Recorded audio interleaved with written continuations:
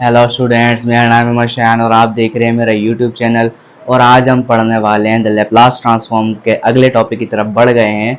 और टॉपिक का नाम है the wave equation by Laplace transform. के हम वेव इक्वेशन या पार्शियल डिफरेंशियल इक्वेशन की जो वेव इक्वेशन होती है उसको लैप्लास ट्रांसफॉर्म से किस तरह सॉल्व करते हैं और उसका सोल्यूशन हम कैसे फाइंड करते हैं। आज हमारा टास्क ये वाला है। तो आइए फटाफट से स्टार्ट करते हैं।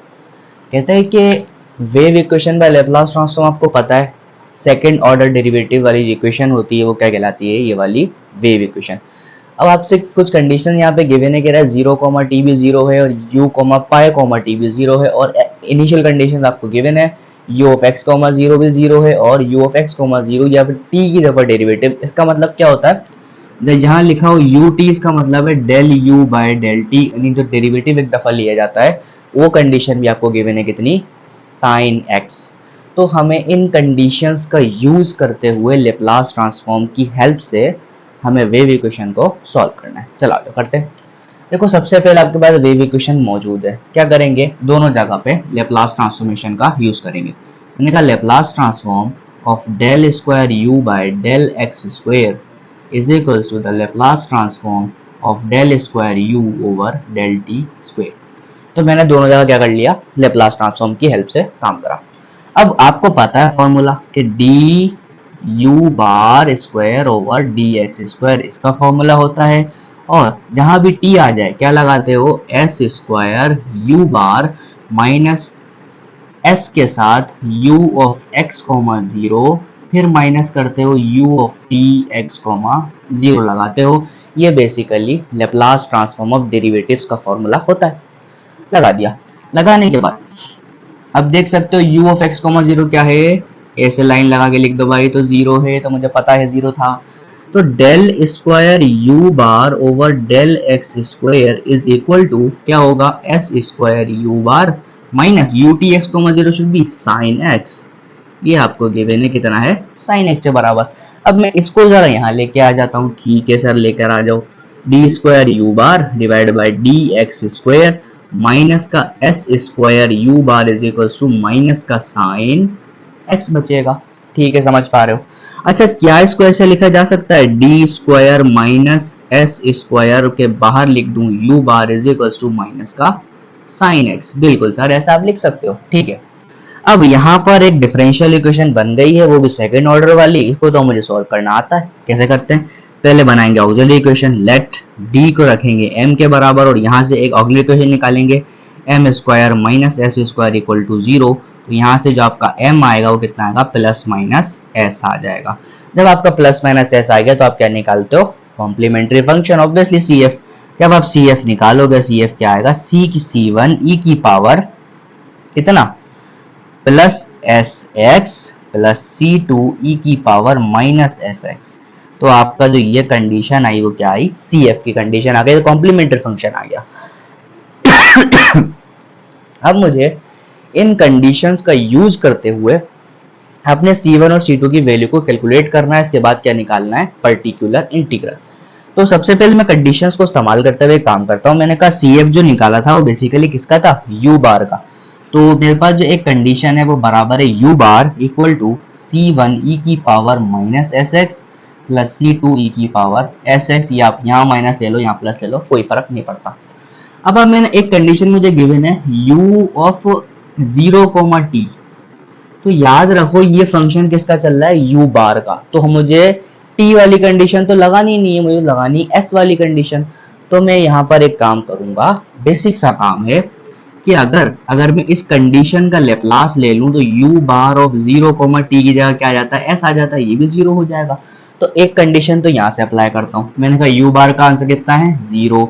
मैंने कहा C1 जब x की जगह 0 डालूंगा तो भाई क्या आ जाएगा, आपके पास एक रिलेशन आ जाएगा C1 plus C2 equal to 0।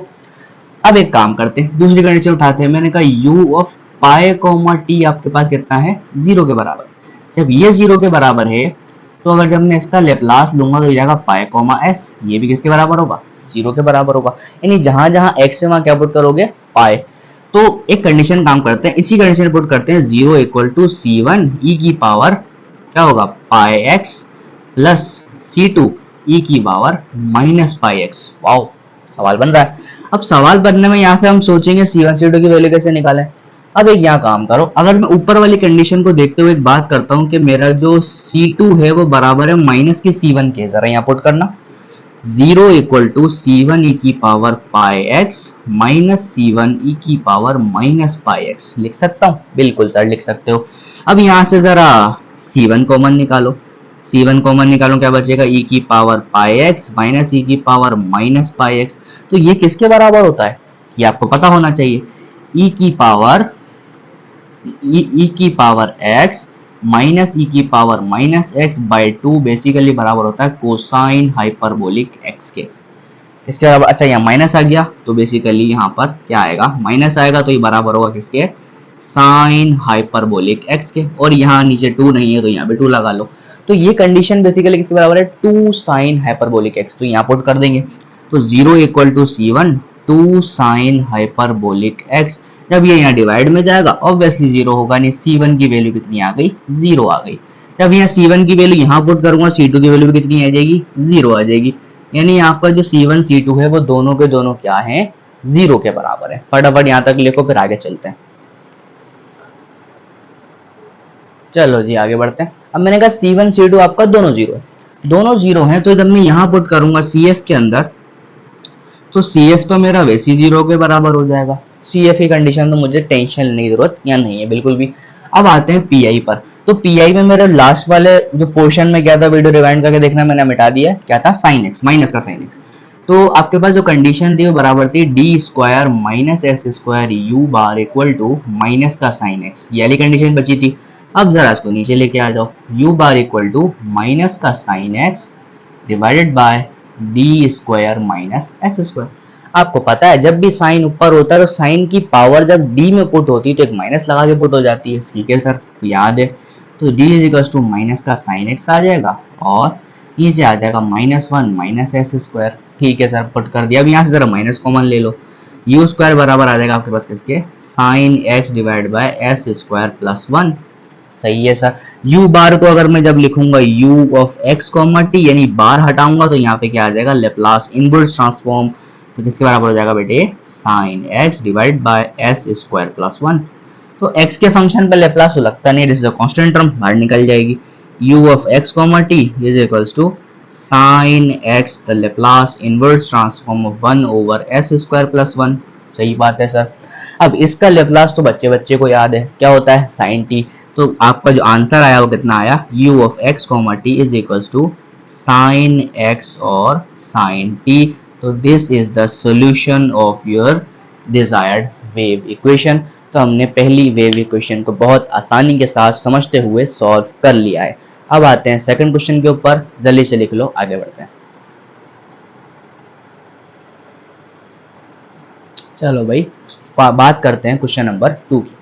तो क्वेश्चन नंबर 2 में भी आपको जो क्या कहते हैं इक्वेशन गिवन है वो भी यही गिवन है, लेकिन अब इनिशियल कंडीशंस यहाँ पर चेंज हो गई। तो बेसिकली आपकी वेव इक्वेशन तो एक जैसी होती है कैसी भी हो। तो वेव इक्वेशन जब एक जैसी होती है तो उसके सवालात में सिर्फ और सिर्फ कंडीशंस का यूज आता है और कुछ नहीं करना होता। सिर्फ सवाल को अपने लेप्लास से वैसे ही सॉल्व करना है जैसे करते आ रहे हो, बस आपके पास कंडीशंस चेंज हो जाएंगी, उसकी वजह से आंसर भी चेंज हो जाएगा, बस इतना फर्क है। क्योंकि वेव इक्वेशन जैसी है वो तो वैसे ही रहेगी ना भाई, ठीक है। चलो भाई अब एक काम करते हैं, एक सवाल करते हैं इसका। मैंने कहा दोनों जगह लेप्लास ट्रांसफॉर्म ले लो, लेप्लास ट्रांसफॉर्म लोगे तो कितना आएगा भाई, del square U over del x square बराबर Laplace transform of del square U divide by del T square.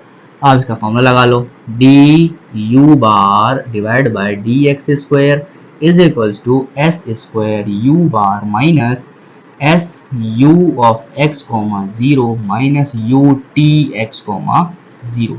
समझ पा रहे हो बात को, ठीक है।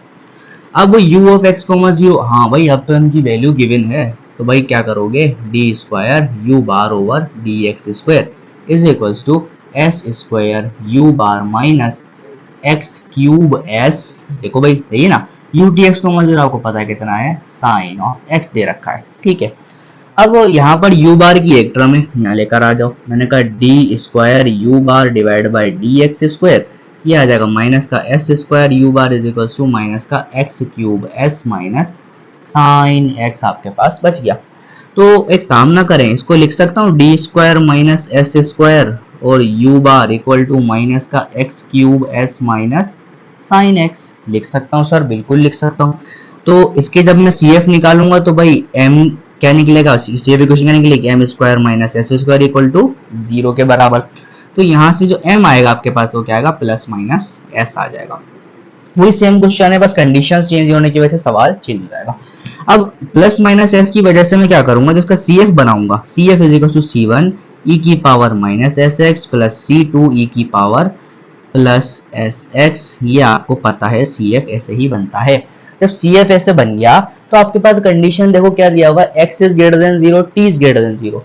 ग्रेटर देन जीरो का मतलब है limit x tends to infinity, मतलब जीरो से बड़ा तो कुछ भी हो सकता है ना, कोई लंबा चल रहा है, तो x टेंड्स टू इंफिनिटी करके देखेंगे। जब मैं x टेंड्स टू इंफिनिटी यहाँ पर करूंगा, x टेंड्स टू इंफिनिटी जब मैं यहाँ करूंगा तो यहाँ देखो गौर से, ये तो जीरो हो जाएगा, बाकी बचा ये तो इनफाइनाइट हो जाएगा। नहीं, जब ये जीरो होगा तो उसका मतलब क्या हुआ, इसको भी जीरो होने के लिए C2 को जीरो होना पड़ेगा, वरना तो कंडीशन डिफाइन ही नहीं होगी। तो उसका मतलब क्या हुआ, जब मैंने x और t को ग्रेटर देन जीरो पुट किया तो आपके पास जो C1 और C2 आया वो किसके बराबर आ गया, जीरो के बराबर आ गया, क्योंकि ये तो जीरो हो रहा है। लेकिन ये कंडीशन डिफाइन कब करेगा, जब ये भी जीरो होगा तो दोनों को जीरो होना पड़ेगा। तो अब आ जाते हैं पर्टिकुलर इंटीग्रल की तरफ। आपका CF तो भाई जीरो हो ही गया। तो पर्टिकुलर इंटीग्रल क्या कहता है आपसे, पर्टिकुलर इंटीग्रल यहाँ से निकालेंगे भाई, u bar equal to minus का X cube S divide by D square minus S square, और साइन वाले के साथ भी लेके आ जाते हैं, मैंने कहा sine x divide by D square minus S square. ठीक है सर, आप बहुत अच्छा कर रहे हो, ठीक है बेटा। u bar equal to minus, अब यहाँ जरा क्यूब वाली कंडीशन आ गई, जब भी पॉलिनोमियल फंक्शन ऊपर होता है हम बाइनोमियल थ्योरम का यूज करते हैं। ठीक हो गया, कैसे भाई, माइनस का s तो बाहर रहा, अब एक काम करता हूं, नीचे से मैं जरा एस स्क्वायर कॉमन ले लेता हूं और अंदर बचेगा वन माइनस, क्या बचेगा भाई, D square minus S square. अब यहां से मैंने माइनस तो कॉमन लिया लेकिन एस स्क्वायर कॉमन लिया, माइनस भी कॉमन ले लूंगा तो क्या हो जाएगा, ये कंडीशन बचेगी और एक माइनस वन ऊपर लगाऊंगा ताकि कंडीशन ऊपर चली जाए। ऊपर जाने के बाद मेरे पास साइड में क्या रखा हुआ है, एक्स का क्यूब रखा हुआ है, और माइनस का साइन एक्स वाला फंडा तो है ही अलग, उसको तो हमें करना ही पड़ेगा, हमें आता है। अब इस कंडीशन को सॉल्व करने के लिए क्या करेंगे, बाइनोमियल थ्योरम का यूज करेंगे। मैंने कहा u बार इक्वल्स टू कितना बचेगा, 1 अपॉन एस, और यहाँ पे क्या हो जाएगा 1 plus D square upon s square plus D की पावर 4 अपॉन एस की पावर 4 प्लस चलता जाएगा, और बाहर कितना आ गया, एक्स का क्यूब आ गया। और साइन एक्स सॉल्व करेंगे तो साइन एक्स मेरे पास ऐसे ही रहेगा, और यहाँ जो एक्स है हो जाएगा minus one minus S square, जैसे हमने पिछले क्वेश्चन में किया था। अब यहाँ पर जब मैं एक्स स्क्वायर पुट करूंगा अंदर की तरफ तो इधर 1 बाय एस, यहाँ आ जाएगा आपके पास एक्स का क्यूब 1 से मल्टीप्लाई होकर, जब दो दफा डेरिवेटिव लूंगा तो क्या आएगा भाई, पहला डेरिवेटिव 3x स्क्वायर, दूसरा डेरिवेटिव कितना आएगा 6x, तो प्लस का 6x divide by s square हो जाएगा, और चौथा डेरिवेटिव तो उसका वैसे जीरो होना है तो उसके आगे कोई टर्म मुझे लेने की जरूरत है ही नहीं। तो ये मेरा रिजल्ट यहाँ तक आ गया। माइनस, यहाँ से माइनस कॉमन निकालूंगा प्लस हो जाएगा। मैंने कहा भाई साइन एक्स, और ये कितना हो जाएगा नीचे एस स्क्वायर प्लस 1 हो जाएगा। ठीक है सर, जब यहाँ तक हो गया तो एक काम ना करूं, मैंने कहा u bar equal to x cube upon s plus 6x upon s cube और प्लस का sine x upon s square plus 1। तो ये मैंने तीनों कंडीशन बना ली। अब मुझे क्या चाहिए, लेप्लास इनवर्स ट्रांसफॉर्म। तो मैं क्या करूंगा, u को ऐसे ही रहने दूंगा या u ऑफ एक्स टी लिख लूंगा, इसको बराबर आएगा the Laplace inverse transform of x cube upon s plus the Laplace inverse transform of 6x upon s cube, ठीक है sir, plus the Laplace inverse transform of sine X divided bye s square plus 1, यही आएगा। अब इसको आगे solve कर लेते हैं फटाफट से, हटाते हैं। अब जब यहां तक मैं पहुंचा तो मुझे इसके क्या लेने, इनवर्स लेप्लास। इनवर्स लेप्लास लूंगा तो याद रखना क्या आएगा, अच्छा यहाँ पर क्या बना uxt इज इक्वल टू, अब यहाँ पे देखो x पे लेप्लास नहीं लगता, बाहर आ जाएगा x का cube, Laplace inverse transform of 1 by s बनेगा। ठीक है, समझ में आती है। देखो 6x पर भी लेप्लास नहीं लगेगा तो लेप्लास इनवर्स 1 अपॉन कितना आएगा, s का क्यूब आ जाएगा। सही है सर, समझ में आती है। साइन x पर भी लेप्लास नहीं लगेगा तो क्या आ जाएगा, Laplace inverse transform of 1/s² + 1, और यहाँ पर प्लस लगा देते हैं ताकि ये चलता जाए। अब देखो 1/s का लेप्लास आपको पता है कितना होता है, 1 होता है, क्योंकि भाई लेप्लास ऑफ 1 कितना था, 1/s, तो इसका आंसर 1 हो जाएगा। इसका आंसर का क्या करें, हमें कंडीशन बनानी पड़ेगी। तो चलो भाई बनाते हैं। मैंने कहा u ऑफ x, t, ये हो जाएगा आपके पास x³, ये 1 हो गया, प्लस देखो 6x अपनी जगह पे रहा। अब इसका लेप्लास का क्या करें। अब देखो जो यहाँ पावर होती है मुझे उससे एक कम फैक्टोरियल चाहिए होता है ऊपर, तो मैं क्या करूंगा, 2 से डिवाइड भी करूंगा और Laplace inverse transformation 2 factorial upon x³ लिख लूंगा। ठीक है सर, प्लस ये आपके पास बचेगा कितना, साइन x, और इसका लेप्लास कितना होता है, साइन t। अभी हम करके आए, तो यहाँ पे कितना हो जाएगा आपके पास, साइन x और साइन t हो जाएगा। जब मैं इसका फाइनल आंसर निकालने की कोशिश करूंगा कितना आएगा भाई, x³ माइनस 3x, और इसका आंसर कितना आएगा भाई, s³ का t², क्या आएगा, t² प्लस, और यहाँ पे कितना आ जाएगा, साइन x और साइन t, और ये जो आपकी वेव इक्वेशन थी इसका जो सोल्यूशन आया according to the initial conditions वो ये आ गया। तो उम्मीद करता हूँ आप वेव इक्वेशन को सॉल्व करना बहुत आसानी से सीख गए होंगे। बिल्कुल कुछ नहीं करना, सिर्फ और सिर्फ इनिशियल कंडीशंस का ही काम होता है इसमें। आपको सिर्फ linear differential equation of higher order या सिंपल ऑर्डर आपको सॉल्व करना आना चाहिए। अगर ये दोनों आपको आता है तो लेप्लास इनवर्स ट्रांसफॉर्मेशन से बहुत बेहतरीन और आसान तरीके से आपका सोल्यूशन निकल जाएगा। तो उम्मीद करता हूँ आपको सब कुछ समझ में आ गया होगा, और आपको मेरे पुराने लेक्चर्स देखने हो तो आप मेरे आई पे या डिस्क्रिप्शन बॉक्स में जाके देख सकते हो। आपको हर एक लेक्चर लेप्लास ट्रांसफॉर्मेशन का वहाँ पर मिल जाएगा, पूरी प्लेलिस्ट मैंने तैयार कर दी है। तो मिलते हैं नेक्स्ट लेक्चर में, तब तक के लिए अल्लाह हाफिज़।